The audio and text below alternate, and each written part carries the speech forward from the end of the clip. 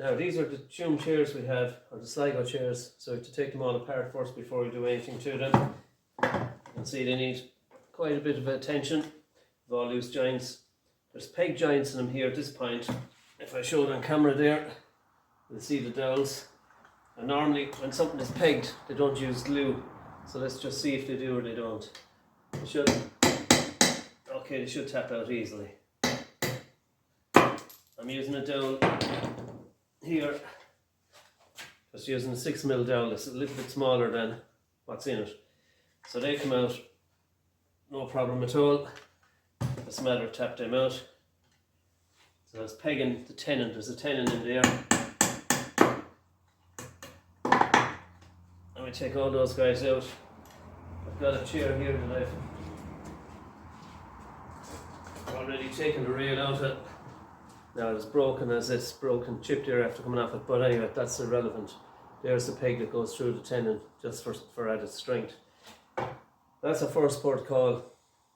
Take them all together, make sure that each piece belongs to the chair it came from. We'll have to clean them down then, clean all the joints, scrape the joints, make sure they're nice and clean, take all the glue off them, there's glue on them. Clean them down, back assembly again then, next phase. And we might polish prior to assembly as well. So that's the order of the work to proceed in. For now, over and out.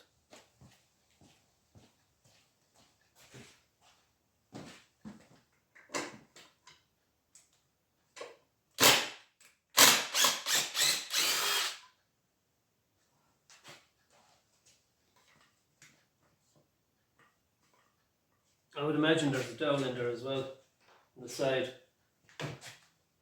Something tells me the screws aren't originally in there. They're too modern.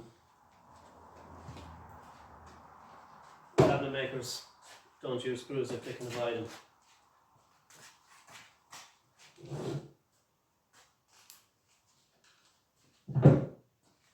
Knock out our first tin in here.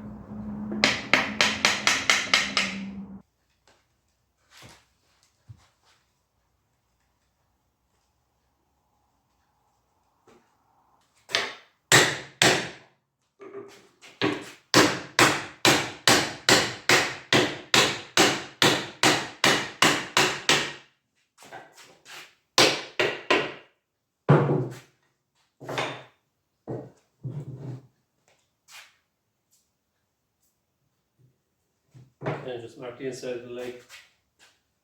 So don't need to show any more of this. I just did the very same thing with the other side. And if the wings aren't loose, I won't take them off, so I'll just leave them as is. You see, I have all the holes taken out, all the pegs taken out, so that I can take the Morse and tendon joints apart just by doing that. So just